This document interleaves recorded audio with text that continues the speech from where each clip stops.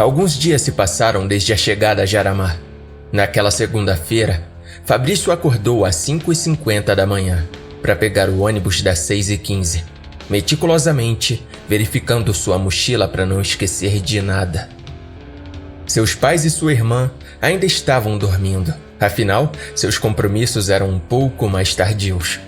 Lá fora, uma névoa densa pairava, a escuridão do inverno rigoroso da região. Por sorte, Fabrício estava habituado, pois o frio em Porto Alegre era ainda mais intenso. Depois de saborear seu café, agasalhar-se e se preparar, ele finalmente deixou sua casa para enfrentar aquele dia que provavelmente seria muito frio. Com fones de ouvido sem fio, ele caminhava até a escola, embalado por músicas do gênero trap, que o acalmavam e tranquilizavam. Andar naquele horário pela manhã era para os corajosos, uma vez que a névoa densa limitava a visibilidade a poucos metros à frente. Ele costumava dar a impressão de ser destemido, mas a verdade era que tinha medo do escuro, e enfrentar essa névoa não era a exceção. No entanto, seus fones o distraíam, permitindo-lhe ignorar o desconhecido ao seu redor. Chegando à parada de ônibus, esperou nervosamente. Era seu primeiro dia de uma nova escola, onde ele não conhecia ninguém, e todos já estavam nos últimos anos, o que tornava um pouco improvável a formação de novas amizades. Essa era a sua suposição, mas felizmente ele não precisaria de ajuda ao seu ver, pois suas notas da escola anterior eram as mais altas da turma. Dessa forma, ele acreditava que estava no controle da situação. Distraído, ele fixou o olhar na estrada à sua esquerda, à espera do ônibus, quando algo chamou sua atenção. Ele não conseguia identificar o que era, apenas percebia um vulto alto e acinzentado na névoa. De repente, calafrios o percorreram e o medo se instalou. Eu tô enlouquecendo. Isso tá realmente acontecendo? Um vulto na névoa? Que é aquilo? Seus fones de ouvido começaram a falhar. Algo que nunca havia acontecido com ele antes, uma vez que eram de uma marca renomada e de qualidade. Eles estavam sofrendo interferência. Ele passou a ouvir músicas de ninar infantis, o que o deixou confuso. O volume aumentou drasticamente de repente, ensurdecendo-o. Assim, Fabrício os retirou com nervosismo e jogou no chão. Após isso, ele começa a notar que suas mãos tremiam como nunca antes e, ao olhar novamente na direção do vulto, a coisa havia desaparecido. Tudo bem. Talvez eu esteja ficando louco. Só talvez. Finalmente o ônibus chegou. Fabrício pegou seus fones do chão e entrou no veículo, indo em direção à escola. Chegando lá, foi direto à direção para informações sobre sua aula, mas mal teve tempo de processar, já que o sinal da escola soou, apressando-o para a sala de aula. Felizmente, ele não estava sozinho, sendo acompanhado por um funcionário da escola que o orientou pelas instalações, as salas, o refeitório e os banheiros. Essa breve orientação o ajudaria a enfrentar seu primeiro dia de aula, já que também aquela escola era grande com diversas salas, o que era diferente para os padrões de colégios que Fabrício já frequentou. Após a apresentação, ele finalmente vai em direção à sua sala de aula. Aquela sala era uma das últimas do colégio, feita de tijolos, assim como toda a escola. A porta era verde, o que dava um belo contraste às paredes. Nos corredores que estavam em volta da sala, haviam bancos nos quais Fabrício já estava pensando em sentar-se quando a hora do intervalo viesse. Dessa forma, ele então se aproxima da sala, e ao bater 3 vezes antes de entrar, um aluno que já estava na sala abriu a porta, encarando Fabrício e esperando ele começar a falar. Fabrício começa a gaguejar. Aqui é a sala 53? O colega acena com a sua cabeça, confirmando o questionamento. O professor que estava em sua mesa, organizando seus papéis, direcionou uma pergunta a Fabrício, que ainda estava do lado de fora da sala. Qual é o seu nome, jovem? Fabrício responde nervosamente. Fabrício Rodrigues de Freitas. Ah, claro, lembrei. Você é o aluno novo. Pode entrar. Ele entra na sala que estava repleta de alunos. Olha para as mesas, demorando um pouco até achar uma vaga. Mas, enfim, ele consegue achar um local que ficava nos fundos da sala. Assim, indo se sentar. Mas, logo após se acomodar, o professor o chamou novamente. Fabrício, vem aqui na frente, por favor. Ele levantou-se e dirigiu-se à frente da classe. Pessoal, quero que todos conheçam. Ele se chama Fabrício Rodrigues de Freitas. Ele será colega de vocês por pelo menos 7 meses, até a formatura. Portanto, terão bastante tempo para ajudá-lo se necessário. Fabrício não era apenas medroso, mas também tímido. E aquele professor estava fazendo ele se sentir desconfortável naquele lugar, à frente da classe. Após aquilo, o professor olha para Fabrício novamente e pergunta. Gostaria de dizer algo, Fabrício? Não, professor. Tá tudo bem. Entendi. Pode voltar para o seu lugar. Ele retornou e sentou-se. Muitos olhares se voltaram para Fabrício, pois era incomum alguém entrar na turma tão perto da formatura, faltando apenas 7 meses. Entre esses olhares, um em particular chamou muito sua atenção. Era o de Mariane Narte Fernandes, apelidada de Mari pela turma. Mariane era loira, de olhos azuis, sempre obtinha as notas mais altas da turma, com uma dedicação incansável aos estudos e aos conteúdos. Fabrício percebeu que ela o observava, mas preferiu não iniciar uma conversa. A situação era nova demais e sua mente estava repleta de pensamentos. O professor deu início à aula. Hoje teremos um trabalho em grupo, como já foi mencionado. Com base no sorteio que irei fazer, formaremos grupos de 5 pessoas. Embora todos estivessem cientes da atividade, nem todos gostaram da ideia. A turma estava dividida em grupinhos que, por vezes, se excluíam mutuamente. O sorteio começou e, naturalmente, Fabrício não teria caído em nenhum desses grupos, pois ele ainda não estava na listagem da chamada do professor. No entanto, havia um aluno doente, e Fabrício preencheria essa vaga que seria dele. Assim, os grupos foram revelados, e, por uma coincidência, Fabrício caiu no grupo de Mari, juntamente com outros alunos da sala. Marco Vandreibert, mais conhecido como Mark, Vitor Oliveira Reis, mais conhecido como Vitinho, e Bianca Alexandre Matias, famosa Bia. Mark tinha cabelos ruivos e olhos castanhos. Era aficionado por tecnologia, adorando computadores, celulares, relógios e até mesmo câmeras de segurança. Ele era experiente em eletrônicos e montagens de computador. Além de Mariane, Mark também tinha as maiores notas da turma. Consistentemente, recebe 9 ou 10. Bia era morena e adorava maquiagem e perfumes. Sua vida familiar era conturbada, com pais ciumentos e conflituosos. Ela também não gostava muito de ficar na escola, tendo até mesmo matado aula diversas vezes por preguiça. Mas ainda assim, suas notas eram excelentes.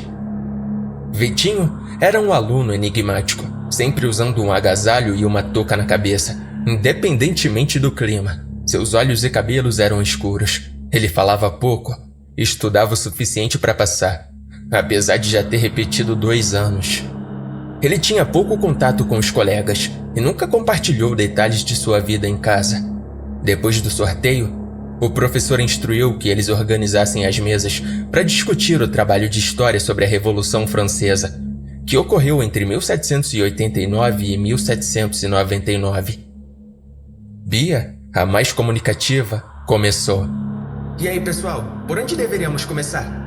Acho que seria bom pesquisarmos sobre a Revolução, compreendendo todos os eventos importantes e depois dividirmos para que cada um aborde sua parte. Mari sugeriu. Mark concordou. Parece uma boa ideia, assim ninguém fica sobrecarregado. Bia, concordando com os dois, responde. Podemos relaxar um pouco. Afinal, as férias de inverno estão quase aqui.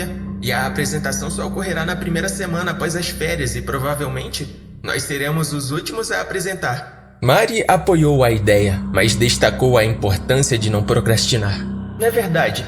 No entanto, não podemos deixar o trabalho acumular. Sinceramente, eu tô cansada de trabalhos. Detesto história. Bia expressou sua frustração. A história é importante para aprendermos com nossos erros passados e evitarmos repeti-los. É uma disciplina valiosa. Mari respondeu. Bia concordou, mesmo expressando sua aversão. Claro, eu entendo, mas ainda não gosto dela. Chega de discutir vocês duas. Vamos ver o que os outros acham. Mark interveio. Bia, Mark e Mari olharam para Vitinho e Fabrício, que observavam a discussão. E vocês, o que acham da ideia da Mari? Mark questionou os dois. Vitinho e Fabrício permaneceram em silêncio. Bia não conseguiu conter sua impaciência. Aí, qual é? Vocês não têm boca pra falar? Bianca, não fala assim com eles. Mari repreendeu. Bia se calou, observando. Mari dirigiu-se a eles. E então, o que acharam da minha ideia? Vitinho e... Como é o seu nome mesmo? É Fabrício. Fabrício, isso. O que acharam da minha sugestão? Fabrício deu de ombros. Não sei, tanto faz pra mim. Contanto que não rodemos nessa matéria, vocês podem decidir. Mark perguntou a Vitinho. E você, Vitinho? Vitinho encarou os colegas. Eu concordo com o maluco aqui, o Fabrício, certo? Sim. Acho que ninguém aqui tá empolgado pra fazer esse trabalho agora. Mark concluiu. Mari tentou falar, mas Mark a interrompeu. Exceto você, Mari. Ninguém mais quer fazer esse trabalho agora. Pode ficar tranquila. Mari desistiu de argumentar. Bia expressou sua concordância. Exatamente. Eu já tô com muita fome, mas enfim. E vocês, têm algum plano para as férias de inverno? Eu provavelmente vou dar alguns upgrades em meu computador pessoal. Mark compartilhou seus planos. Coisas de nerd. E você, Mari? Bia brincou com Mark. Eu vou estudar bastante. Pretendo fazer o vestibular de medicina no final do ano, então eu preciso me atualizar e também terminar o trabalho sobre a Revolução Francesa. Mari respondeu. Outra nerd. E você, Vitinho? Mal fala na sala? Vitinho respondeu vagamente. Eu vou fazer algumas paradas. Paradas? Que tipo de paradas? Bia perguntou, curiosa. Alguns corres que vocês não entenderiam. Vitinho respondeu enigmaticamente. Bia compreendeu, pelo menos parcialmente. Entendi. Eu acho. Um silêncio se instaurou por alguns segundos, até Mark repetir a pergunta de Bia para Fabrício. E você, Fabrício? O que você vai fazer? Fabrício respondeu com incerteza. Bem, tá aí uma boa pergunta. Eu ainda não sei.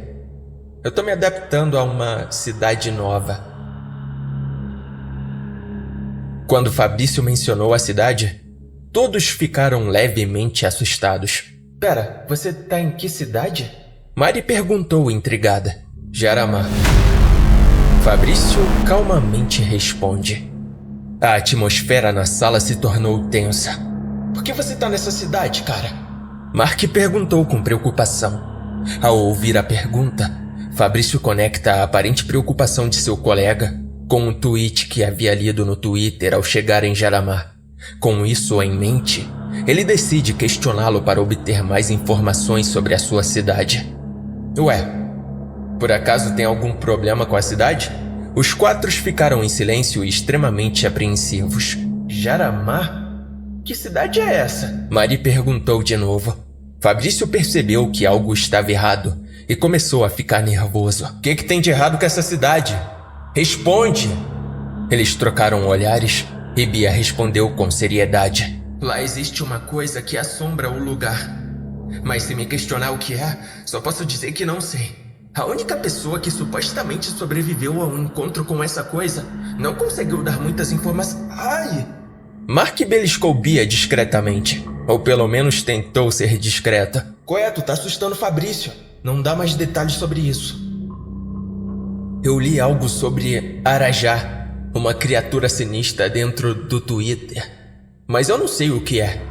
Os tweets eram reais? Fabrício, angustiado, perguntou. A conversa ficou em silêncio por um momento. Mas Fabrício insistiu. Aí, por favor, me digam o que sabem sobre isso. Os tweets eram reais. Sim, Fabrício. A mídia tradicional, TV, rádio, nada menciona esses desaparecimentos na região. Essa coisa, essa criatura, possui habilidades desconhecidas. Fabrício estava cada vez mais ansioso. Mas o que isso tem a ver com Jaramá? Cada vez que alguém na mídia mencionava a palavra Arajá, a pessoa desaparecia misteriosamente, sem deixar rastros. As informações simplesmente sumiam. As pessoas que tentavam expor essa criatura também desapareciam. Maria explicou. É por isso que dizem que há tantas casas à venda por preços baixos. A cidade esconde os desaparecimentos. Bia acrescentou. Fabrício estava atordoado. Vocês sabem como essa coisa se parece? Não tenho ideia, cara. Desculpa. Diz Mark. Bia estava na mesma situação. Eu também não. Só sei o que eu ouvi dizer. Eu também não saio muito de casa, então não tenho informações. Mari se juntou. Vitinho, que tinha se mantido quieto, sabia de algo. Eu sei.